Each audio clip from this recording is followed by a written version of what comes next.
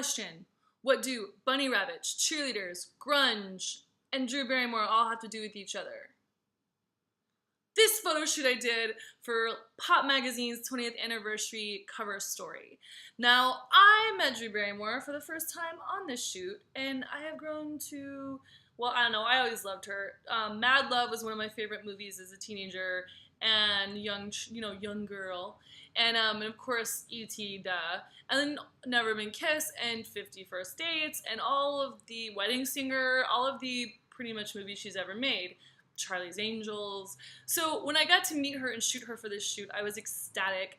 The concept behind this shoot was kind of a grungy cheerleader girl, a girl who, you know, she's a cheerleader because maybe her parents make her be a cheerleader, or she actually likes cheerleading, but she also likes to smoke behind the bleachers, and she dates like the guy in the band, and you know, it's the 90s, and it's kind of like the goth cheerleader vibe.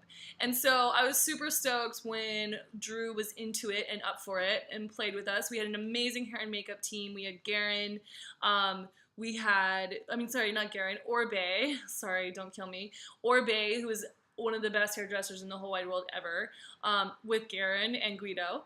And then also we had Gucci Westman doing makeup, who I adore, and did an incredible job. I love that kind of smeary, kind of worn-in eye that she did on Drew. And then because it was the 20th anniversary of Pop, it was an animal-based issue, so we brought in all these fun bunnies for her to snuggle with for pictures. So the photographer on the shoot was Alistair McClellan, who I adore, and we had so much fun shooting that day. She was on set somewhere in New England, and so we decided to shoot in Connecticut, and I got to meet a lot of her team there, and they were so great. I actually still love and adore and work with the Flower Film crew, and so let's go through the covers now, the cover and the pictures of the story, so I can talk a little about those. The cover here with the bunny, the hat on her was from Marc Jacobs, and I actually had it in my own archive from years and years ago. A super great beanie that I still love, have, and I'm obsessed with. It's kind of like an elfin beanie because it's like a really big one. And then I threw this Angora sweater, which I think it was from Iceberg, randomly enough. And then the dress, the chiffon printed plaid dress, was from D&G, which was Dolce's line that's no longer in business. And then we had this opening spread of the story was the same shot. It's just Drew smiling. I love that picture. And then there is, then here's the beanie that actually was my assistant's beanie. Ian Bradley, who's a stylist in his own right now, who I adore. Ian had brought this beanie with him, and I was obsessed with it. It said actually "Say Anything" on it, so we threw that on her for the shot.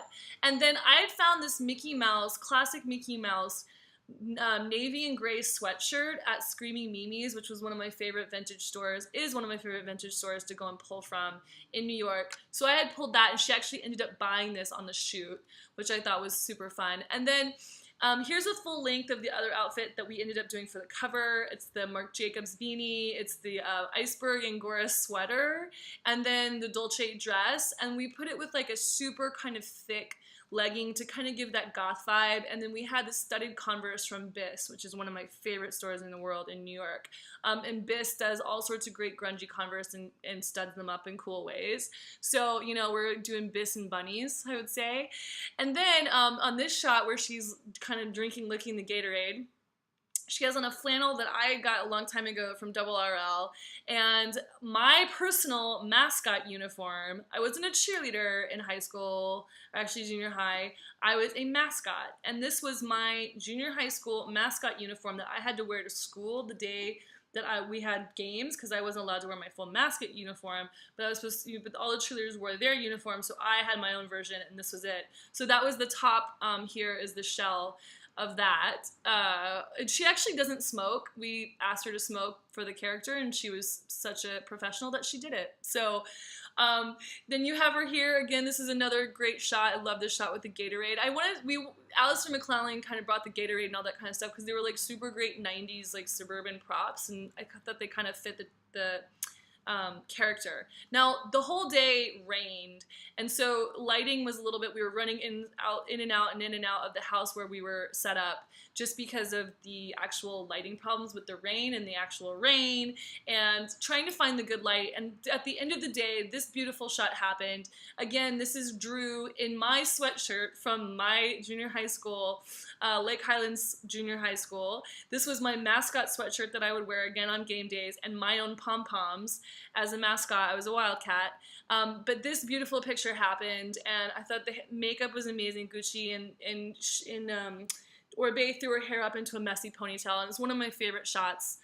She just looks so beautiful from the story. And then again, we had another Mickey Mouse. Mickey Mouse sweatshirt is one of our favorites. So yeah, so this was one of my favorite shoots I've ever done just because the team was so amazing, and I'm such a big fan of Alistair McClellan's work, and I'm such a big fan of Drew. I think she's so beautiful, and she was such an amazing person, a consummate professional, and yeah, and it was really fun to prep it because it was just all my favorite references of grunge from the 90s when I was a teenager, and I really first got obsessed with fashion and pop culture. So it was really fun to research. I did a lot of research into old Vogues when the grunge stuff happened, and of course, like Marc Jacobs Perry-Ellis collection I had pulled images of, and I had pulled images of Stephen Meisel's shoot with Grace Coddington, with Kristen McMenemy and Naomi Campbell and Nadia Yurman. That was all grunge, and kind of used that all as a base for prepping this, which ended up being something totally different, not looking completely grungy, but was kind of my version of it and moving it forward. So that's my take on this shoot for Flashback Friday. I hope you guys like it, and I will see you guys in the next episode